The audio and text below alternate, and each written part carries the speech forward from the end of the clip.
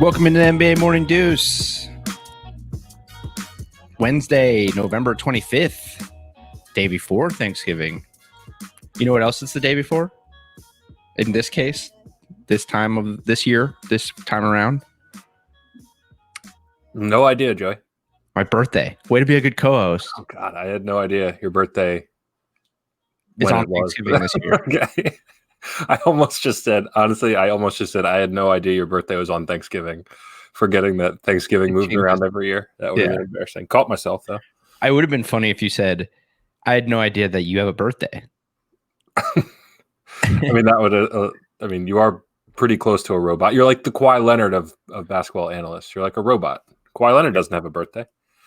That's we're true. Off the rails here. Well, it poses the question, do cyborgs have birthdays? Or they have like creation dates. Right. And would it be based on like when their program's installed or when the code is written? I mean, we could do a whole episode on that. Yeah, like every time they get a software update. Is that right? Are they reborn? So this is a good episode. So we're going to talk about basketball today or just Yeah. Let's talk about some basketball stuff. A couple big stories today. Free agency continues. Yesterday we did our best available. None of those guys got signed. Or maybe they did. And it fell through the cracks, but none of them were really too important to talk about today. Get some pretty important guys to talk about. Couple young studs signing max contract extensions. Another young stud headed to the Eastern Conference. I think we'll start today with the old Brennan Ingram. We've been waiting on this. This is one of the guys that we refused to talk about yesterday as one of the available free agents because we knew he was going back to New Orleans. This was the foregone conclusion. It would have been absurd to not see Brennan Ingram in a Pelicans jersey next year. He gets his 5-year deal and he's headed back to New Orleans. Yeah, and no surprise at all. I think you like Brennan Ingram, but I don't think you like him as much as I do. I'm super high on Brennan Ingram. That's kind of why I'm super high on the Pelicans. I don't think he's I think he can, in a couple years, be like one of the best scorers in the league. Well, he already is. I mean, where did he finish last year? Was he top 5 scorer? No, but didn't he average like 26 a game last year? Yeah, no, I mean, like I think he could lead the league in scoring in 2 to 3 years. I'm really high on Brendan Ingram. That's pretty high. Yeah. I guess it's not out of the realm of possibility. Like I loved him coming out of college. To me, it was like no question. Who was the other? There was another guy in his class. Are you messing with me? No. Who went first that year? Ben Simmons. Oh yeah, Ben Simmons. No, honestly, I thought it was a dig at me. No. That's funny. I gotta fix my hair is all fucked up. All right, here we go. They just did that in the middle of the podcast. I know. Did that on camera in the middle of a podcast. I know. Okay. Anyways, Brennan Ingram was 14th in scoring last year in the NBA. He averaged 24 a game. Yeah, I was always really high on him coming out of college. I think he for good reason, especially when you watch him now. He got a lot of comparisons to KD for good and bad reasons because of how skinny he was, but also because of how long and tall he was and how he can handle and score from a bunch of different places. I'll tell you, if his 3-point shot develops a little bit more, then yeah, I don't see why not. He's already averaging 24. I mean, he shot just about 40% from 3 this year, so it's there, and that's pretty damn good. So yeah, he's 23 years old. You might be right. I don't know if I even really considered it because I just assumed he was already one of the top scorers in the NBA. I mean, top 14 is top. So I guess I never really considered him potentially taking that step and being a top 2 or 3 scorer in the league, but I don't see why not, especially in the way that this team is built. He's going to have to be that type of guy, at least a 25, 26 point a game guy going forward for them to take the next step. Yeah. And I kind of think it's the perfect guy to pair with Zion, because I think we're kind of on the same page that Zion is never going to be like an elite scorer, but I do think he can be elite in almost everywhere. Like he can be an elite all-around player, and then to pair him with possibly an elite scorer. I mean, I'm not the only one saying it. Obviously, the Pelicans are really, really exciting to me. And this was an important next step for them to shore up their future. I mean, not that, like there was much doubt Brandon Ingram was going anywhere, but they locked him up for 5 years, and one of their legit building blocks is there to stay. Yeah, they're really interesting. They also got Steven Adams, which is a big upgrade from Derek Favors. Bledsoe's obviously a downgrade from Drew, but he's not. He's a playoff point guard. Like, it's not like you're getting a guy who's never. He's probably has just as much playoff experience as Drew. I would say, maybe more, having now played with the Bucks. You're still JJ's back. Yeah, this team's pretty good. It obviously, I think we already know what Ingram is, even though like he can still take that next step. He can become a top 2, 3, 4 scorer in the NBA. But even if he doesn't, I think we already know what he is, so to speak. He's still young, so he can develop and polish off his offensive game more. It's all, I mean, you can't say it enough. It's all about Zion. It's all about how he develops. And you're definitely higher on Zion than I am. Yeah. I don't know if you're higher on Brennan Ingram than I am, but you're definitely higher on Zion than I am. And most people are. I'm still not totally sold on Zion. I know he's going to fill up the stat sheet. I just don't know. I don't know if he's like the second best or I don't think he's the first best player ever on a championship team. I don't know if he's the second best. I don't know, man. It's like, there's just something about his game that I just don't think he's going to be a dominant player in the NBA. Right. I do think he will be, but I'm not like bullish on that. Like I wouldn't be shocked in 5 years if Zion Williamson is just this like really solid above average player. Like that wouldn't blow my mind, but I think he's the real deal. And I'm really, I'm impressed with his all around game and all around, but all around includes shooting, and he can't do that. He's still 20. So I know. Like, it doesn't look pretty, but I mean, hey, he's already a better shooter than Ben Simmons. I mean, he's already yes, he is. He's a better shooter than Ben Simmons. Is he a better shooter or a more willing shooter? He's a better shooter. Ben Simmons, he's a better shooter than Ben Simmons. Right now, there's no doubt in my mind about that. I contend still. You know what's funny is I still contend that if Zion Williamson becomes peak Blake Griffin, that is a win. And people are going to treat it like he's way better than Blake was because of the hype. Because people want to be right about him. You know, that's always a thing. Like, people always want to be right about the guy that they said was going to be the next greatest thing ever. Mm-hmm. So, but like, if I said to you, like, next year, if Zion Williams, or in 2 or 3 years, if Zion's averaging 24 and 11 and shooting 34% from three, you're going to be like, holy shit. This guy's one of the best players in the NBA. Which is essentially what Blake Griffin did 2 years ago, 3 years ago. Well, how many assists is he averaging? Because that's been my thing. Like, I think if he can evolve as a passer, and I think he's a solid passer. Yeah. What if you tack on 7-8 assists a game there? Then he is one of the best players in the NBA. I don't know. That's a tall task. Is that what you're asking for Zion to do? Like, is that? Yeah, I've always seen him as the archetype of like Draymond Green, like as his peak. He averaged 2 assists last year as a rookie. Right. I'm not saying he can't average more, but I don't know. I guess I would rather. I honestly could care less if he averages. I mean, I just don't think, like, I don't see him as one of these new, like, distributing ball handling bigs. I don't think I want him to be that, but maybe I think people are trying to figure out what box he's like, what lane he's in. Mm-hmm. It's like, oh, is he going to be a better shooter? Is he going to be a good passer? Is he all around?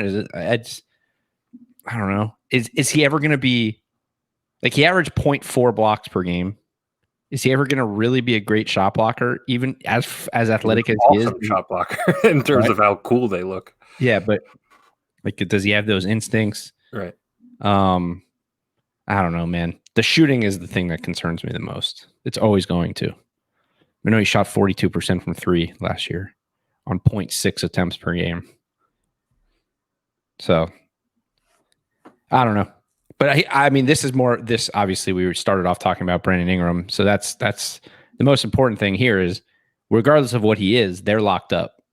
They're, at least for the next few years,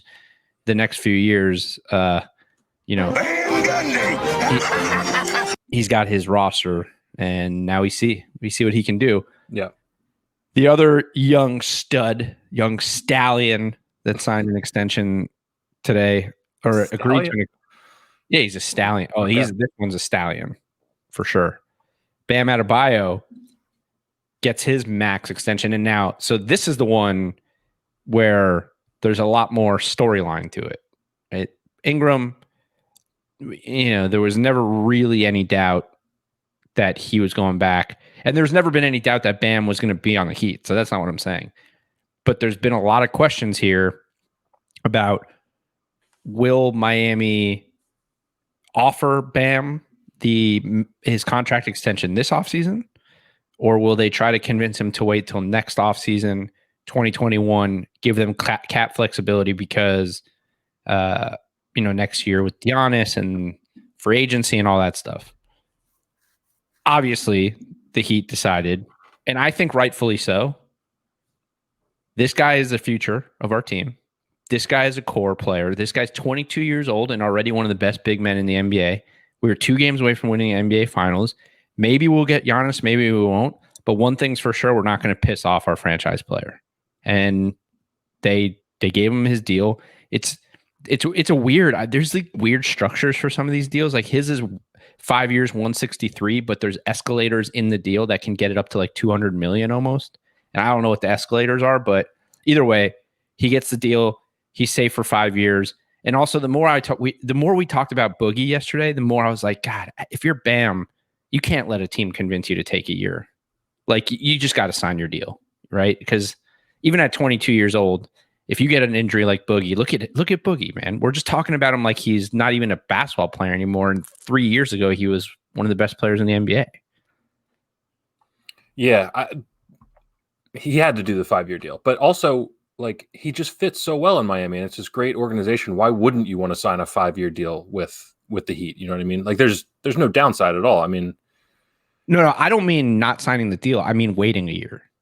Oh, you mean okay? Yeah. So the whole thing was that if he didn't sign till next offseason, then they could sign Giannis first with the extra cap space and then sign Bam on his bird rights. I got you. And you're saying, yeah, why wait an extra year where you could potentially get hurt and ruin yourself? Bam, right? Yeah. My whole thing was if you're Bam, you can't allow the team to convince you that, hey, do what's best for the team because maybe you'll win 5 championships. Maybe you won't. Mm-hmm. But maybe you will if we get Giannis. And maybe we'll get Giannis and maybe we won't get Giannis. Yeah. But be loyal to us and we'll be loyal to you. Yeah. Not if you blow out your Achilles or you tear your ACL right. Or have a Sean Livingston type injury. like anything's possible and guys are getting hurt. Gordon Hayward and Paul George are snapping their legs in half. Kevin Durant and Klay Thompson are tearing their Achilles. Look at Isaiah Thomas, even if you want to even go even further, little Isaiah Thomas. He had that hip injury. He's basically, the guy went from MVP candidate to not, he isn't even on a team. Yeah. You can't risk it. You can't let a team try to dictate that to go get another player. So kudos to the Heat for making the offer and taking care of their guy, and Bam for obviously not, I guess it never really came to him having to force the issue, but good for him for getting his deal. Right. Well, yeah, we had a long discussion about this probably a month or two ago, and this is what we arrived at. Yeah, this doesn't make any sense to delay this really on either side, unless you really thought you were going to get Giannis. But no, he did what they had to do, and it played out just like we said it would. So the prevailing thought from most people that have tweeted, like all the NBA like reporters and experts and this and that, is that the Heat have taken themselves out of the running for Giannis. If that was still their goal. So the question, well, first of all, yeah, in a nutshell, they have, right? So the details of it are Bam's cap hold going into next offseason would have been $15 million. Now it's $28 million. So that $13 million changes how much money they would have been under the cap to have to sign another free agent. And so now they're going to, with all the contracts that they signed with Goran and Myers Leonard and Iggy, will have a team option. With Bam, they're going to be operating somewhere over the cap. But it's not impossible because they have like somewhere in the range of like $44 million in team options that would bring them around like $34 million under the cap. And when you get to that range, then you can sort of maneuver and make things happen. But that would entail declining Goran Dragic's $19 million, declining Andre Iguodala's $15 million, declining Myers Leonard's $10 million, or packaging them all in a trade with other pieces to make more money work. Because you'd still probably have to give up like another young player to make more money work. So is it out of the realm of possibility for them to get Giannis? No, because they've still set them up with such flexibility with these team options and expiring deals. Like Kelly Olynyk is expiring, Mo Harkless is on a 1-year deal, so the Heat have still set them up to potentially make moves next year. It just becomes much more difficult, and they don't have the cap space to outright just go out and get them. Gotcha. Okay, I've never been like super convinced that Giannis was really like a realistic thing for Miami. It just because of how well they played last year. You know what I mean? Like who, the Bucks or Miami? No, the Heat. Miami. Yeah, that's what kind of like. Why would you do all this maneuvering and gut a team that just overachieved and is young? So to me, I just don't see Giannis happening. But what you're saying makes sense. It's still possible. Yeah, I mean, I don't think there was any, at least with Heat fans, and specifically, it's all the people talk about in South Florida. I don't think there was any thought that they were going to gut the team. I think the thought was that I think people were very convinced that the Heat were going to try to convince Bam to wait till next offseason. And I think people are now convinced that the fact that they didn't wait means that Giannis is signing the Supermax in Milwaukee, which I'm not totally convinced about either. I think that the Heat said, let's take care of our guy. And if Giannis is there and we have a chance to get him, we'll figure out a way to do it. Because it's the NBA. The Heat didn't have any salary cap to get Jimmy Butler, and they made moves to make it work, right? So if it's meant to happen and Giannis wants to come here. By the way, there was a report that there's a source close to Giannis who says that Giannis is more impressed by the Heat for giving Bam his deal and not asking him to wait for him than he would have been if they said, don't sign your deal and wait a year so we can get Giannis. Like, he's impressed by the loyalty. Okay, I buy that. That's I don't know. cool. I don't know who the source is. It could be bullshit, but right. I could see that. Giannis seems to be that kind of guy who's like, just take care of me and I'll be happy. Yeah. So I guess he probably values loyalty. But again, in the way the league works now, if Giannis signs the Supermax, it seems out of the question. He's not going anywhere. He's there. He's committed. But if he signs like a 1-1, then anything's possible. He could still end up on the Heat next year. It's going to be tougher. They're going to have to gut their roster pretty much to get him.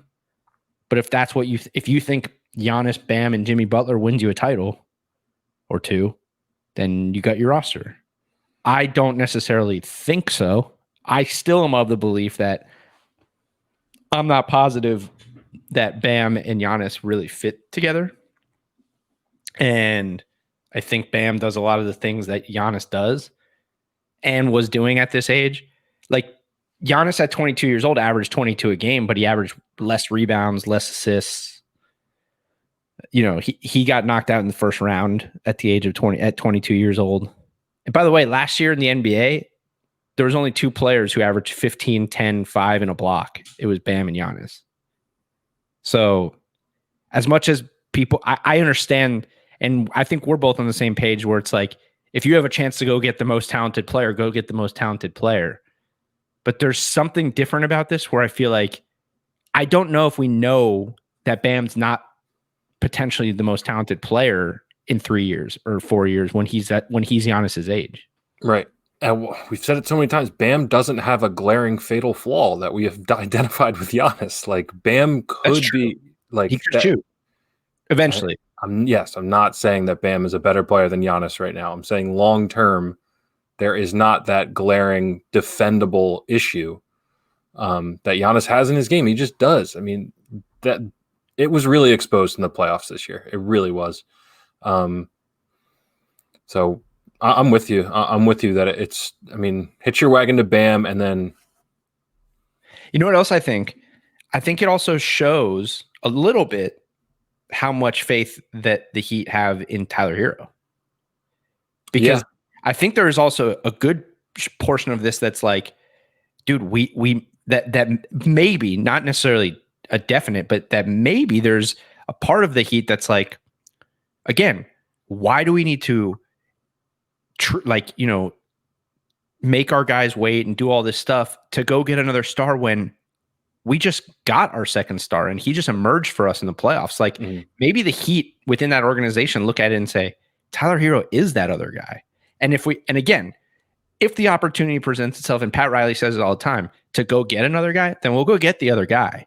But right now we have we have Jimmy Butler, but in terms of future stars, we have two future stars. We don't need to like go crazy and make things happen when we have guys here already. Yep. I mean, I think we're removed enough now from the playoffs where you could kind of forget how absurdly good Hero was, but like it is not like an obvious throw him in there to get a superstar right now because you might be trading away a superstar. He's that. And it's the same. I feel about that about him and Bam. Yes. I mean, yeah, it's just that Hero's only been in the league 1 year, so you have less to look at. Bam's only been 2, right? Yeah. It is weird though. It is weird though, because I am almost universally, I think there's like a tier system to who can get traded for who in the NBA. And like, if this guy's here and this guy's here, then you always trade this guy to get this guy. But there's something about Giannis. And maybe I'm reactionary to how bad he was in the playoffs, right? Maybe that's where I'm at, that I'm just reacting to seeing how bad he played in the playoffs and how glaring the weakness is in his game. But it's 2 years in a row now. And he's never been able to shoot. And although he's still only 25 years old, he's been in the league for like 7 years.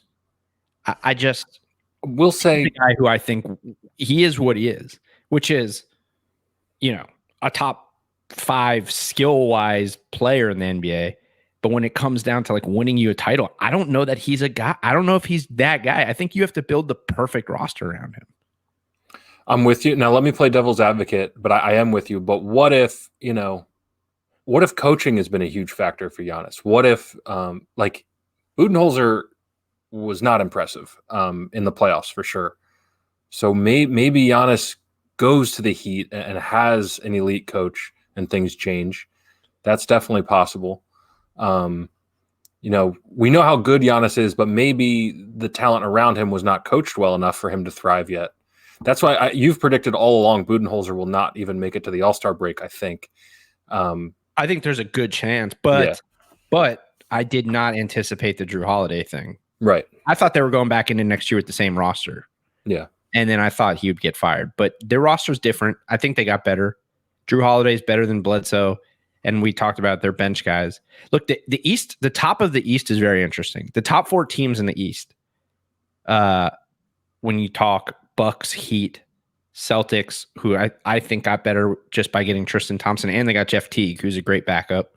And I mean, Brooklyn, like we still have to see what they are.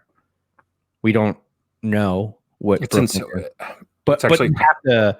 But like a lot of sports books right now have them as the favorite to win or second in the East behind the Bucks. Mm-hmm. Just by default. So, I mean, really outside of those 4, I think it's going to be super competitive between those 4, and then everybody else is just sort of fighting to lose to those teams in the playoffs at this point.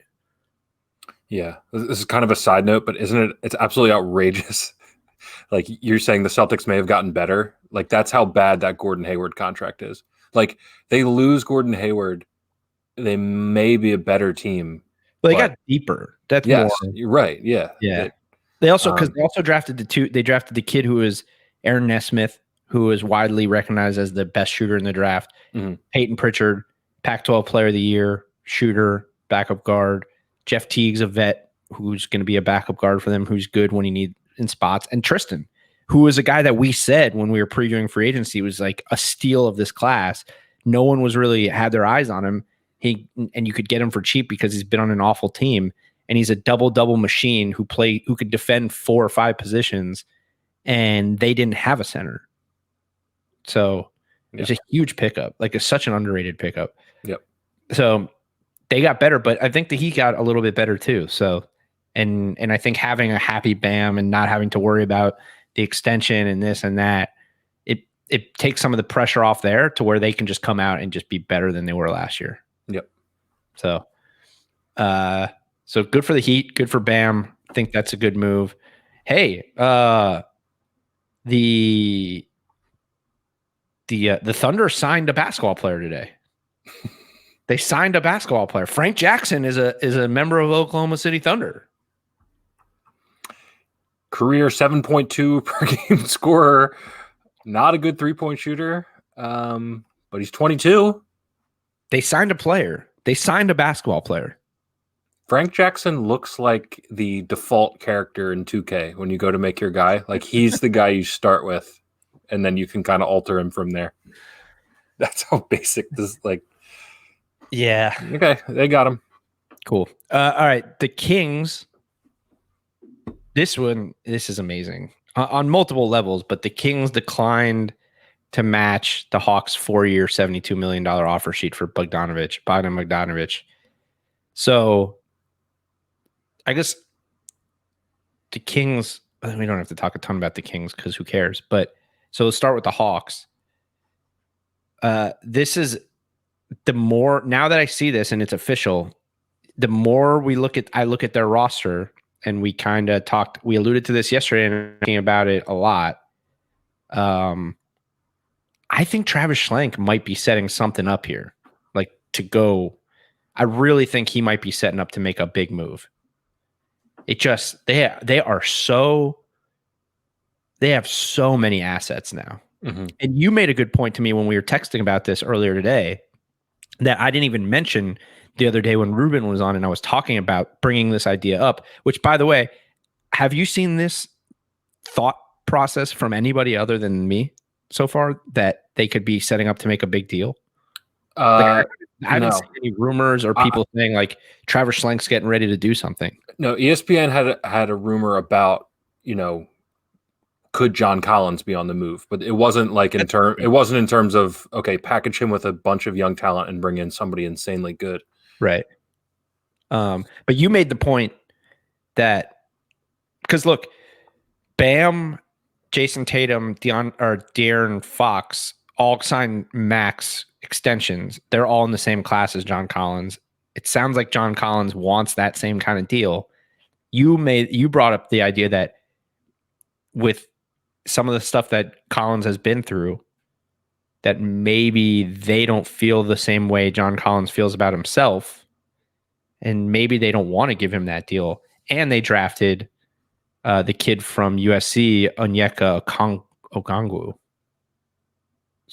So maybe that could be telling too, that they're drafting somebody to potentially replace John Collins if they wanted to make a move. And if that's the case, you could go get a stud with the amount of other stuff you have. Well, right. With John Collins as the centerpiece, because for anything that has happened to him off the court, the suspension, whatever he thinks of himself or they think of him, his numbers are, he's a 2010 guy and he can shoot really good. Mm-hmm. And he's a freak athlete. So if you're telling me, like if I'm any team that has a star that wants out and I could get Cam Reddish and John Collins in a trade, it's done. I'm doing it. Mm-hmm. So who's the best?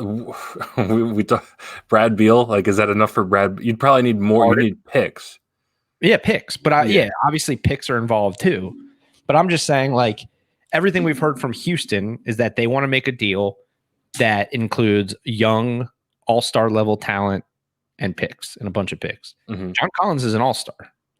He hasn't been an all-star, but his numbers are all-star level. Cam Reddish where was he? Was he a top 5 pick last year? I mean, I think Hunter, 10, we talked about this the other day. I think Reddish might have been 8 and Hunter was 5. Mm-hmm. But either way, they're both top 10. Mm-hmm. Herter was a late first round pick. It makes all the sense in the world to me. It really does. Suddenly, I mean, we were not even talking about this. We've been talking about the Sixers and the Nets as the teams with the most firepower to bring in a Harden or a Beale. And now I do not know if either of those teams can offer the young talent that the Hawks can. Nobody can offer what I mean, the Nets, LeVert, Jared Allen, Spencer Dinwiddie, but I don't think any of those guys has the upside of John Collins. No, I don't think so. I don't think so. Two-way player who's already averaging 20 and 10. And then even Cam Reddish, who, from a talent standpoint, was one of the most talented players in that draft offensively. Yeah, we don't really know if he puts it together. Or even DeAndre Hunter. If you could get DeAndre Hunter instead of Cam, there's just ways, there's packages to be made here if the Hawks really wanted to go out and make a splash. Mm-hmm. And Travis Schlenk, he's been there for a little bit. He's done a great job already of rebuilding this roster. Comes from Golden State, has seen how to build a championship team, was instrumental in building that championship team, credited for being the guy who drafted Draymond, who wanted them to draft Draymond Green. He's seen it. He's seen it done. I've talked to him personally. I interviewed him on a podcast that I did when he first took over the Hawks. When was that? When did he take over? It had to be 2 years ago.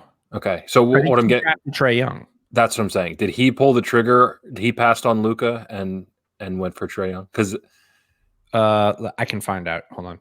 But yeah, I think I can find out for sure. But he's I'm pretty sure it's been 2 years. Hold on, I'm pulling it up right now. 2000. So he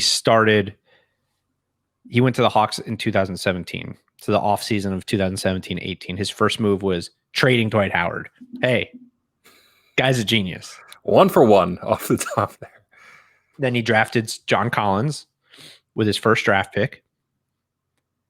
And then 2018, he did the Luka for Trey Young trade. So here's what I'm thinking, and maybe it's a stretch, but and by the way, Luka for Trey Young and a first round pick that became Cam Reddish. Right.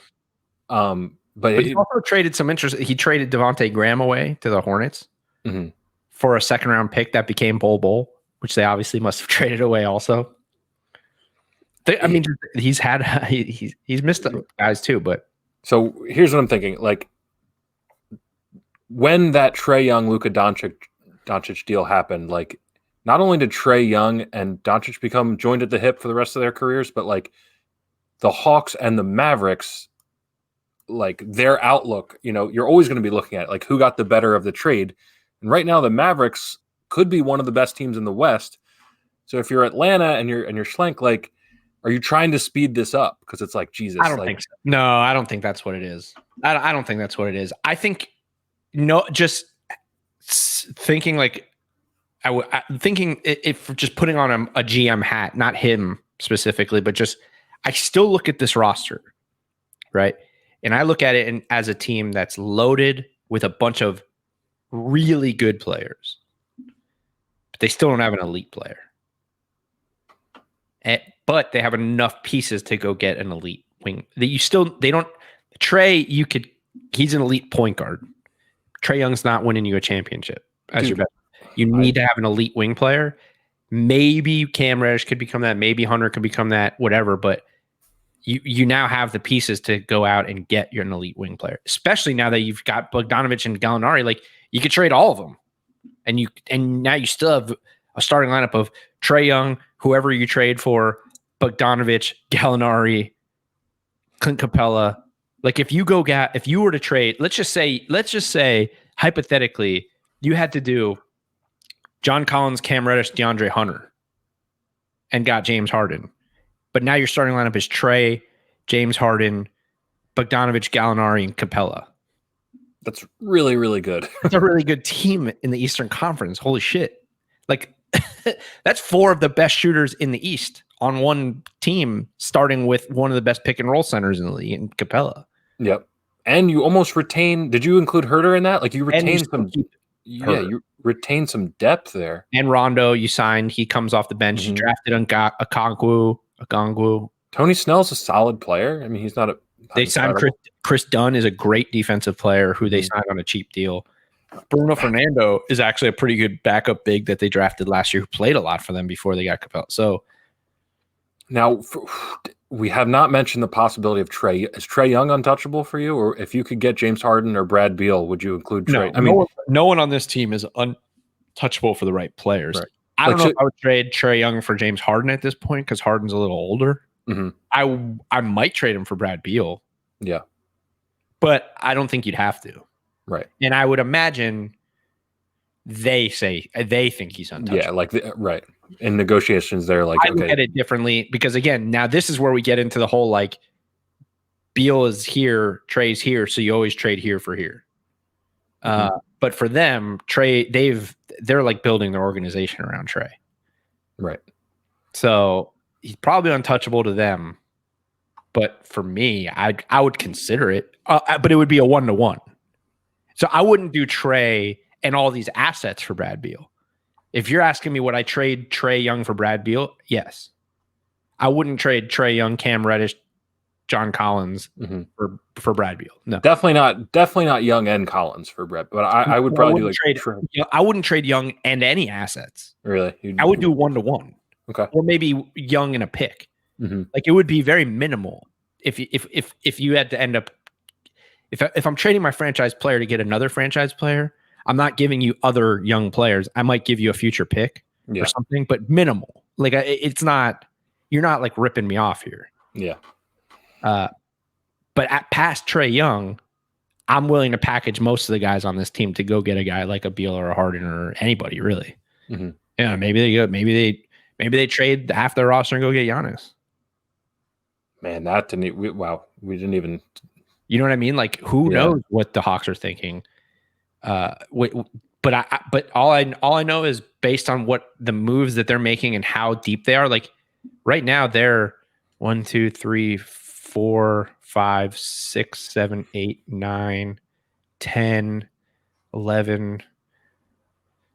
With the rookie 12. I mean, they got 12, 13 guys that could probably play for them.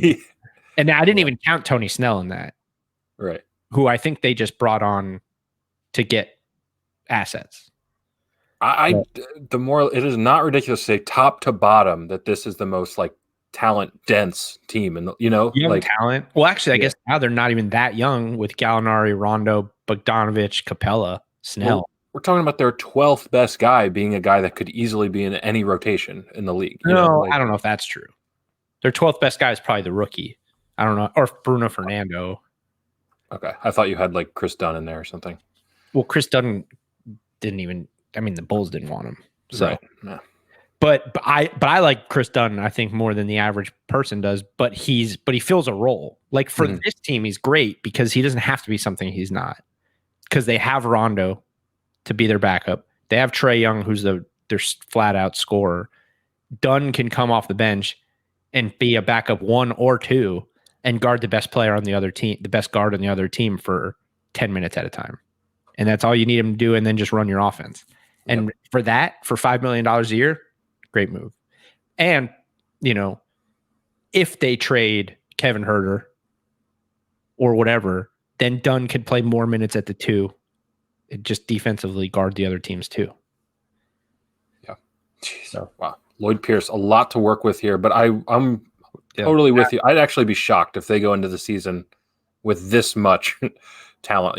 Like I feel like they're going to do exactly what you say. They package some very talented guys for one guy. But wow, huge wild card out of the East right now. Yeah. By the way, it's interesting you mentioned Lloyd Pierce. That seat is already feeling a little hot.